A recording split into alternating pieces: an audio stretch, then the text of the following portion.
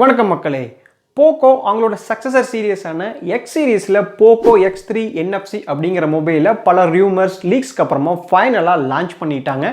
இந்த Poco X3 NFC அப்படின்ற mobile என்ன ஸ்பெக்ஸோட லான்ச் பண்ணியிருக்காங்க, என்ன ப்ரைஸ் பாயிண்டில் லான்ச் பண்ணியிருக்காங்க, போக்கோ X2லேருந்து என்னென்ன அப்கிரேடோட லான்ச் பண்ணியிருக்காங்க அப்படிங்கிற தகவலை தான் இன்னைக்கு வீடியோவில் பார்க்க போகிறோம். வாங்க வீடியோக்குள்ளே போகலாம். போக்கோ இந்த மொபைலை வந்து பார்த்தீங்கன்னா 2 வேரியண்ட்டில் வந்து லான்ச் பண்ணியிருக்காங்க. இப்போதைக்கு இந்தியாவில் வந்து இந்த மொபைல் வந்து லான்ச் பண்ண கிடையாது. இந்த மொபைல் வந்து பார்த்தீங்கன்னா இப்போதைக்கு யூரோப்பில் மட்டும்தான் லான்ச் பண்ணியிருக்காங்க. ஸோ யூரோப்பில் வந்து பார்த்தீங்கன்னா பேஸ் வேரியண்ட்டே வந்து பார்த்தீங்கன்னா 6GB வச்சு தான் லான்ச் பண்ணியிருக்காங்க. ஸோ பேஸ் வேரியண்ட்டில் உங்களுக்கு 6GB RAM 64GB இன்டர்னல் மெமரியோட கிடைக்கும். ரெண்டாவது வேரியண்ட் வந்து பார்த்தீங்கன்னா 6GB RAM 128GB இன்டர்னல் மெமரியோட கிடைக்கும். ஸோ உங்களுக்கு வந்து பார்த்தீங்கன்னா ரேமில் எந்த விதமான அப்கிரேடேஷனும் கிடையாது. உங்களுக்கு RAM 6GB மட்டும் வச்சுட்டு ஸ்டோரேஜில் மட்டும் இன்க்ரீஸ் பண்ணி 64GB 128GB அப்படின்னு சொல்லிட்டு 2 வேரியண்ட்ல வந்து லான்ச் பண்ணியிருக்காங்க. ஸோ அந்த 64GB இன்டர்னல் மெமரி உள்ள அந்த வேரியண்டோட பிரைஸ் வந்து பார்த்தீங்கன்னா €229 வந்து லான்ச் பண்ணியிருக்காங்க. அதாவது இந்தியன் மணியில் பார்த்தோம் அப்படின்னா ஒரு 19,800 ரூபாய்க்கு வருது. ரெண்டாவது 128GB இன்டர்னல் மெமரி உள்ள ரெண்டாவது வேரியண்ட் வந்து பார்த்தீங்கன்னா €269 வந்து லான்ச் பண்ணியிருக்காங்க. ஸோ இந்தியன் மணியில் கன்வெர்ட் பண்ணும் அப்படின்னா ஒரு 23,300 ரூபாய்க்கு வந்து வருது. ஸோ இந்த மொபைல் இந்தியாவுக்கு வந்து அக்டோபரில் லான்ச் ஆகலாம் அப்படிங்கிற தகவல் வந்து சொல்லியிருக்காங்க. பட் எந்த அளவுக்கு உண்மையான தகவல் அப்படிங்கிறது தெரியல. பட் இந்தியாவில் லான்ச் பண்ண போறாங்க அப்படிங்கிற கன்ஃபர்மேஷனுக்காக போக்கோ இந்தியாவோட ஜிஎம் வந்து பார்த்தீங்கன்னா இந்த மொபைல் இந்தியாவுக்கு வேணுமா அப்படிங்கிற மாதிரி ஒரு ட்விட்டர் வந்து தட்டி விட்டு இருக்காரு. ஸோ இதை வச்சு நம்மளால கன்ஃபார்ம் பண்ணிக்க முடியும் போக்கோ X3 NFC சீரிஸ் வந்து கண்டிப்பாக இந்தியாவில் வந்து லான்ச் பண்ணிடுவாங்க அப்படின்னு சொல்லிட்டு. இந்த மொபைல் வந்து பார்த்தீங்கன்னா 2 கலர் வேரியன்ட்ஸ் வந்து லான்ச் பண்ணியிருக்காங்க. ஒன்று வந்து பார்த்தீங்கன்னா ஷேடோ கிரே, ரெண்டாவது வந்து பார்த்தீங்கன்னா கோபால்ட் ப்ளூ அப்படிங்கிற 2 கலர் வேரியன்ட்ஸ்ல வந்து இந்த மொபைல் உங்களுக்கு அவைலபிளாக இருக்கும். அடுத்ததா இந்த மொபைல் இந்தியாவில் லான்ச் பண்ணுறப்போ ஒரு 20,000 பிரைஸ் பாயிண்ட்ல வந்து லான்ச் பண்ணலாம் அப்படின்னு வந்து சொல்லப்படுது. ஸோ சில ரூமர்ஸ் எல்லாம் வந்து பார்த்தீங்க அப்படின்னா 20,000 ரூபாய்க்கு மேலே தான் வந்து இந்த பிரைஸ் பாயிண்ட் வந்து ஃபிக்ஸ் பண்ண போறாங்க அப்படின்னு சொல்றாங்க. ஸோ இந்தியாவில் வந்து லான்ச் பண்றப்ப என்ன பிரைஸ் பாயிண்ட்ல லான்ச் பண்றாங்க அப்படிங்கிறத நான் அப்டேட் பண்றேன், பார்த்து தெரிஞ்சுக்கங்க. இந்த மொபைலோட பில்ட் குவாலிட்டி அப்படின்னு வந்து பார்க்கறப்ப போக்கோ X2ல வந்து பிளாஸ்டிக் கார்பனேட் பாடி தான் கொடுத்துருந்தாங்க. ஸோ அதில் எந்த அப்கிரேடேஷனுமே பண்ணல. இங்கேயும் வந்து பார்த்தீங்கன்னா உங்களுக்கு பிளாஸ்டிக் கார்பனேட் பாடி தான் வந்து கொடுத்துருக்காங்க. ஒரு சின்ன விஷயம் என்னென்னு வந்து பார்த்தீங்கன்னா அதோட ஃப்ரேம் வந்து பார்த்தீங்கன்னா சூப்பர் அலுமினியம் அல்லாயினால ஆனது அப்படின்னு வந்து சொல்லியிருக்காங்க.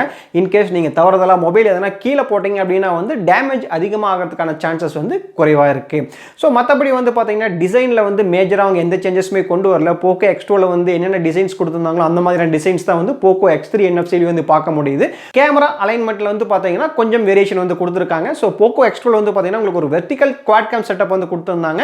ஸோ இங்கே வந்து பார்த்தீங்கன்னா குவாட் கேம் செட்டப் தான் வந்து கொடுத்துருக்காங்க. பட் அதோட பொசிஷன் வந்து வேற மாதிரி பண்ணியிருக்காங்க. கூடுதலாக வந்து பார்த்தீங்கன்னா இந்த மொபைலோட பாடிக்கு வந்து பார்த்தீங்கன்னா IP53 ரேட்டிங் வந்து கொடுத்துருக்காங்க. ஸோ உங்களுக்கு வந்து பார்த்தீங்கன்னா dust, water splash, in case water எதனா ஸ்ப்ரே ஆனால் ஸோ அதுலேருந்து ப்ரொடெக்ட் பண்ணுறதுக்கான கெப்பாசிட்டி இருக்குது அப்படிங்கிற மாதிரியான தகவல் வந்து சொல்லியிருக்காங்க. அடுத்தபடியாக இதோட டிஸ்பிளே பற்றி சொல்லணும் அப்படின்னா போக்கோ X2ல வந்து என்ன டிஸ்பிளே வந்து கொடுத்துருந்தாங்களோ அதே டிஸ்பிளே தான் வந்து இங்கேயும் வந்து கொடுத்துருக்காங்க. உங்களுக்கு வந்து பார்த்தீங்கன்னா 6.67 இன்ச் ஃபுல் HD டிஸ்பிளே வந்து கொடுத்துருக்காங்க. IPS LCD பேனல் வந்து யூஸ் பண்ணியிருக்காங்க. ஸோ உங்களுக்கு வந்து பார்த்தீங்கன்னா AMOLED OLED டிஸ்பிளே எதுவுமே வந்து கொடுக்க கிடையாது. போக்கோ X2ல வந்து என்ன டிஸ்பிளே செட்டப் இருந்ததோ அதே டிஸ்பிளே செட்டப் தான் வந்து இங்கேயும் வந்து கொடுத்துருக்காங்க. இதோட ரெஃப்ரெஷ் ரேட் வந்து பார்த்தோம் அப்படின்னா வந்து 120 Hz ரெஃப்ரெஷ் ரேட் வந்து கொடுத்துருக்காங்க. ஸோ 240 Hz வந்து பார்த்தீங்கன்னா டச் சாம்பிள் ரேட் வந்து கொடுத்துருக்காங்க. அது மட்டும் இல்லாமல் உங்களுக்கு இதுக்கு மேலே வந்து பார்த்தீங்கன்னா கார்னிங் கொரில்லா கிளாஸ் 5 ப்ரொடக்ஷன் வந்து கொடுத்துருக்காங்க. உங்களுக்கு போக்கோ X2லேயே வந்து பார்த்தீங்கன்னா கார்னிங் கொரில்லா கிளாஸ் 5 ப்ரொடக்ஷன் வந்து கொடுத்துருந்தாங்க. ஸோ இதில் புதுசாக கொடுத்துருக்க ஒரு விஷயம் என்ன வந்து பார்த்தீங்கன்னா இந்த டிஸ்பிளேல உங்களுக்கு டைனமிக் ரெஃப்ரெஷிங் ரேட் சப்போர்ட் இருக்கு அப்படின்னு சொல்லியிருக்காங்க. ஸோ அப்படின்னா என்ன அப்படின்னு வந்து பார்த்தீங்கன்னா நீங்க என்ன ஆக்டிவிட்டி வந்து உங்களோட டிஸ்பிளேல வந்து பண்ணிட்டு இருக்கீங்களோ ஸோ அதை பொறுத்து அதோட ரெஃப்ரெஷ் ரேட் வந்து பார்த்தீங்கன்னா 50, 60, 90, 120 அப்படின்னு சொல்லிட்டு அதுவே வந்து அடாப்ட் ஆகிக்கும் அப்படிங்கிற மாதிரி சொல்லியிருக்காங்க. ஃபார் எக்ஸாம்பிள் நீங்கள் வந்து எதனா வந்து ஸ்க்ரால் பண்ணுறீங்க அப்படின்னா அந்த இடத்துல வந்து பார்த்தீங்கன்னா 120 Hz ரெஃப்ரெஷ் ரேட் இருக்கும். இன்கேஸ் நீங்கள் எதனா கேமிங் விளையாண்டுருக்கீங்க அப்படின்னா அந்த இடத்துல வந்து பார்த்தீங்கன்னா 60 Hz ரெஃப்ரெஷ் ரேட் இருக்கும். ஸோ இந்த மாதிரி அந்த டிஸ்பிளேல வந்து என்ன ஆப்ரேஷன்ஸ் நடந்துட்டு இருக்கோ அதுக்கு தகுந்தாற் போல அந்த ரெஃப்ரெஷ் ரேட் வந்து மாறிட்டே இருக்கும் அப்படிங்கிற மாதிரியான தகவல் வந்து நம்மளால பார்க்க முடியுது. மற்றபடி இதோட ஸ்கிரீன் டு பாடி ரேஷியோ அப்படின்னு வந்து பார்க்குறப்ப உங்களுக்கு பெசல்ஸ் எல்லாமே வந்து குறைவாக தான் வந்து கொடுத்துருக்காங்க. ஸோ முன்னாடி செல்ஃபி கேம் செட்டப் அப்படின்னு வந்து பார்க்குறப்ப உங்களுக்கு வந்து பார்த்தீங்கன்னா ஒரு சென்டர் பஞ்ச் ஹோல் செட்டப் வந்து கொடுத்துருக்காங்க. அதனால இதில் வந்து பார்த்தீங்கன்னா ஸ்க்ரீன் டு பாடி ரேஷியோ வந்து பார்த்தீங்கன்னா 20:9 ஸ்க்ரீன் டு பாடி ரேஷியோ வந்து அச்சீவ் பண்ணியிருக்காங்க. அடுத்ததாக இந்த மொபைலோட கேமராஸ் ஆப்டிக்ஸ் பற்றி சொல்லணும் அப்படின்னா உங்களுக்கு வந்து பார்த்தீங்கன்னா ரியர் சைடில் ஒரு குவாட் கேம் செட்டப் வந்து கொடுத்துருக்காங்க. ஸோ போக்கோ X2ல வந்து ஒரு சின்ன அப்கிரேடேஷன் வந்து கொடுத்துருக்காங்க ரியர் கேமராவில். ஸோ குவாட் கேமில் வந்து பார்த்தீங்கன்னா உங்களுக்கு பிரைமரி கேமரா வந்து பார்த்தீங்கன்னா 64 மெகா பிக்சல், சோனியோட IMX682 சென்சார் வந்து யூஸ் பண்ணியிருக்காங்க. f1.9 அபெக்சரில் வந்து வருது. ரெண்டாவது வந்து பார்த்தீங்கன்னா உங்களுக்கு ஒரு 13 மெகா பிக்சலுக்கான அல்ட்ரா வைட் ஆங்கிள் லென்ஸ் வந்து கொடுத்துருக்காங்க. இந்த லென்ஸ் வந்து பார்த்தீங்கன்னா உங்களுக்கு அப் டு 119 டிகிரி வரைக்கும் வந்து சப்போர்ட் பண்ணும் அப்படிங்கிறது போல சொல்லியிருக்காங்க.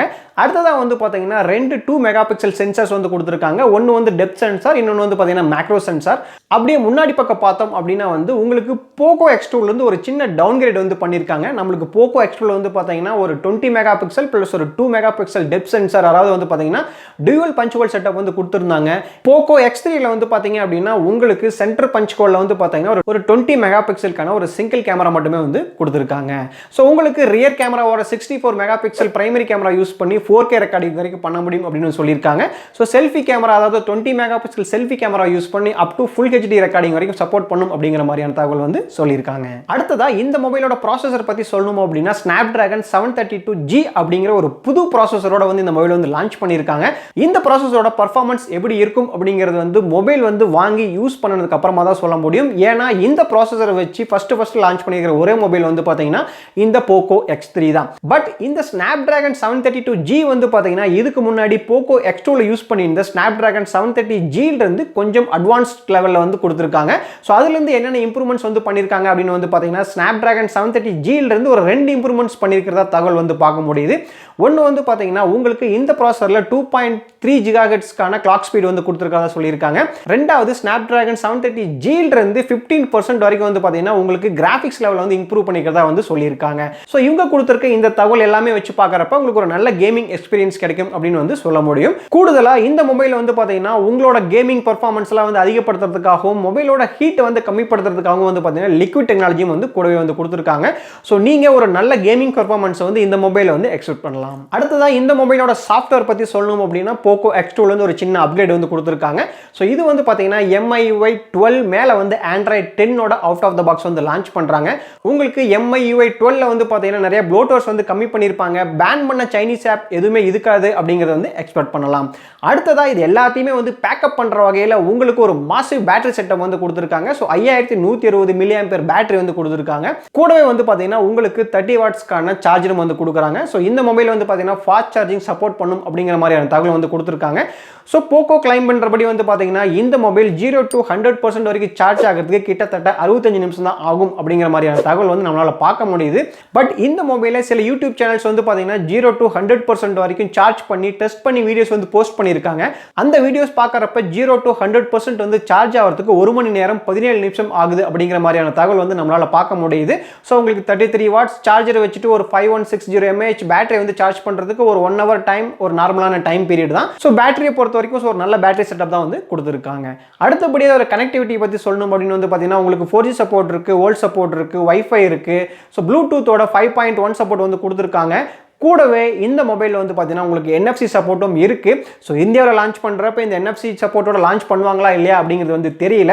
இப்போ வரைக்கும் வந்து பார்த்தீங்கன்னா நம்மளுக்கு NFC டிரான்சாக்ஷன்ஸ் எதுவுமே வந்து இங்கே ஸ்டார்ட் பண்ணல. ஸோ ரீசெண்டாக தான் வந்து கூகுள் பே வந்து NFC பேமெண்ட் சப்போர்ட் வந்து கொடுக்க போகிறதா வந்து சொல்லியிருக்காங்க. ஸோ அந்த மாதிரி NFC டிரான்சாக்ஷன் வந்து இனிஷியேட் பண்ணியிருந்தாங்க அப்படின்னா ஸோ இந்த மொபைல் இந்தியாவுக்கு வரப்போ வந்து NFC சப்போர்ட்டோட வரதுக்கான சான்சஸ் இருக்குது. அது மட்டும் இல்லாமல் உங்களுக்கு இந்த மொபைல் வந்து பார்த்தீங்கன்னா IR பிளாஸ்டரும் வந்து கூடவே கொடுத்துருக்காங்க. ஸோ சென்சார் பற்றி சொல்லணும் அப்படின்னா இந்த மொபைலில் எல்லா பேசிக் சென்சார்ஸுமே இருக்கு.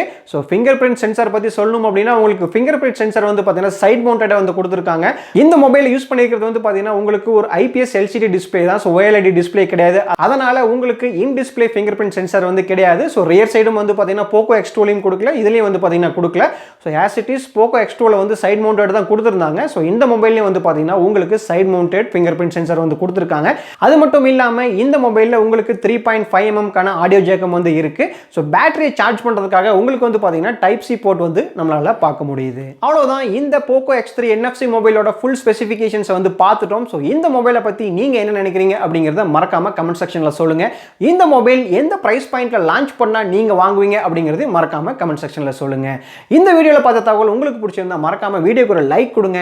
நீங்க இப்பதான் நம்ம சேனல் பக்கம் ஃபர்ஸ்ட் டைம் வந்திருக்கீங்க அப்படின்னா மறக்காம சேனலுக்கு சப்ஸ்கிரைப் பண்ணிட்டு கூடவே அந்த பெல் ஐகானை பிரஸ் பண்ணி ஆல் ஆப்ஷனை சூஸ் பண்ணுங்க. அப்பதான் நான் போடுற இதே போல வீடியோஸ் எல்லாமே வந்து உங்களுக்கு அப்டேட் வரும். இதே போல இன்னொரு யூஸ்ஃபுல்லான வீடியோல உங்களை சந்திக்கிறேன். வீடியோ பார்த்தமைக்கு நன்றி.